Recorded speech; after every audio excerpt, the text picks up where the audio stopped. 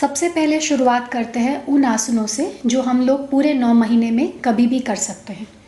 आसन करने के लिए जो सबसे उचित समय होता है वो रहता है सुबह का समय, लेकिन आप अपनी सुविधा अनुसार कंफर्टेबल एनवायरनमेंट में जहाँ भी आपको लगे कि शांति से आप इन आसनों को कम से कम दिन भर में आधा घंटा कर सकते हैं, उस समय का चयन कर सकते हैं।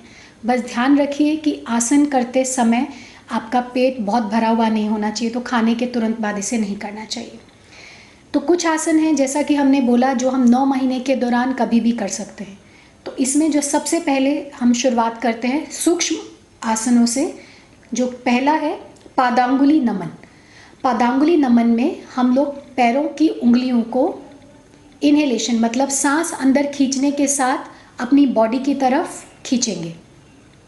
जितनी देर हम सांस रोकेंगे उतनी देर इन उंगलियों को स्ट्रेच करके हमें अपनी बॉडी की तरफ रखना है, और फिर जब हम सांस छोड़ते हैं तब इन उंगलियों को नीचे की तरफ दबाना है। पैरों की तरफ ध्यान देंगे। सांस अंदर लेते समय इन उंगलियों को हम अपनी तरफ खींचेंगे, रोकेंगे जितनी देर हम इसे रोक सकते हैं, और फिर सांस छोड़ते टाइम इन उंगलियों को नीचे की तरफ दबाना है। इस प्रक्रिया को हम 5 से 10 बार दोहराएंगे। इसके बाद हम करेंगे गुल्फ नमन। गुल्फ नमन में हम लोग सांस अंदर लेने के साथ पूरे ही पैर को, जिसमें हम लोग पूरे पैर का पंजा और हील इसे अपनी तरफ खींचेंगे, जितनी देर रोक सकते हैं उसे रोकेंगे, और उसके बाद एक्सहेलेशन सांस छोड़ने के साथ पंजे, हील और पैरों की उंगलियों को नीचे दबाएंगे। इनहेल, सांस खींचिए और पैरों को अपनी तरफ खींचिए। इसमें जो एड़ी है पैर की वो ज़मीन से उठती है, और सांस छोड़ते टाइम उसे नीचे की तरफ दबाना है। इस प्रक्रिया को 5 से 10 बार करेंगे। इसके बाद हम गुल्फ चक्र यानी कि पैरों की रोटेशन करेंगे। इसमें हम लोग इनहेलेशन के साथ पैरों को अपनी तरफ घुमाएंगे, एक्सहेलेशन मतलब सांस छोड़ते समय पैर नीचे ले जाएंगे, सांस खींचते समय पैर ऊपर, छोड़ते समय नीचे। ऐसे हम 5 से 10 बार क्लॉकवाइज और 5 से 10 बार एंटी क्लॉकवाइज करेंगे। इन एक्सरसाइज को करने से लेग्स की मसल्स रिलैक्स्ड होती हैं, और प्रेगनेंसी में जब हम काफ मसल्स में क्रैम्प्स मतलब अकड़न की या नसों की खिंचावट की जो तकलीफ़ बताते हैं, इस एक्सरसाइज से काफ़ी हद तक हम लोग उससे कंट्रोल कर सकते हैं। तो ये तो रही बात हमारे पैरों की। इसके बाद हम चलते हैं कंधों की तरफ। तो सबसे पहली जो एक्सरसाइज हम करेंगे वो रहेगी कंध चक्र यानी कि शोल्डर रोटेशन। इसमें हम लोग अपने हाथों को कंधे के ऊपर स्टेबलाइज करके पूरी आर्म्स को रोटेट करेंगे। इनहेल करते हुए आर्म्स को ऊपर ले जाना है, एक्सहेल करते हुए नीचे। सांस खींचते समय ऊपर, एक्सहेल करते समय, छोड़ते समय नीचे।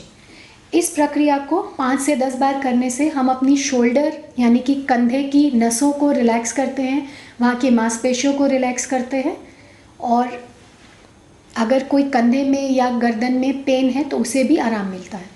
तो 5 से 10 बार आगे से पीछे और 5 से 10 बार पीछे से आगे हम लोग इस प्रक्रिया को दोहराएंगे। शोल्डर के बाद हम लोग आएंगे अपने रिस्ट जॉइंट पे। इसे हम बात करते हैं मुंठिका चक्र। मुंठिका चक्र मतलब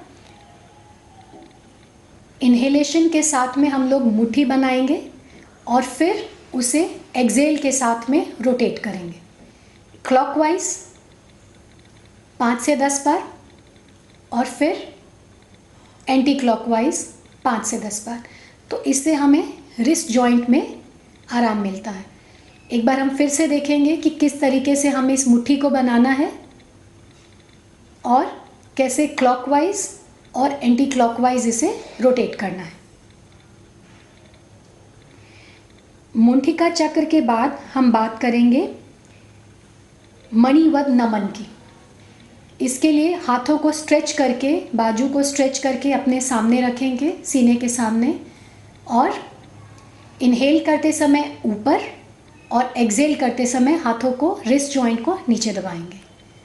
सांस खींचते समय हाथ ऊपर, सांस छोड़ते समय हाथ नीचे।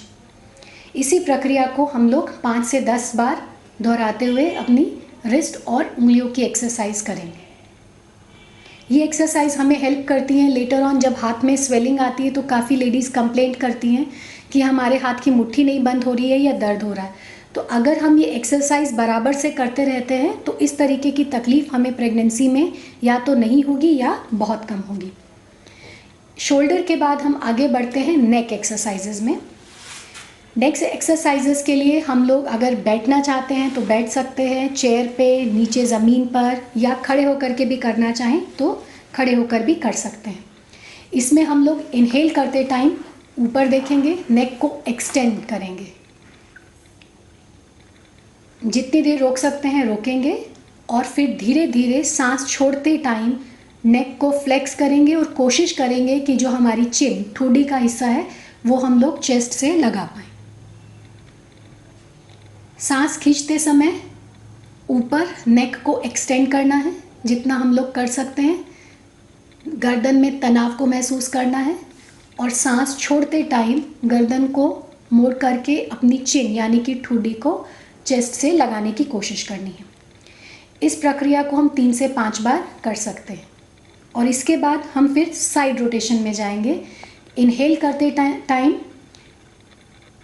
एक साइड में नेक को झुकाएंगे, एक्सहेल करते टाइम वापस नॉर्मल। इसी तरीके से दूसरी टाइम सांस खींचते समय साइड बेंड करेंगे नेक को, और सांस छोड़ते टाइम अपनी नॉर्मल पोजीशन में।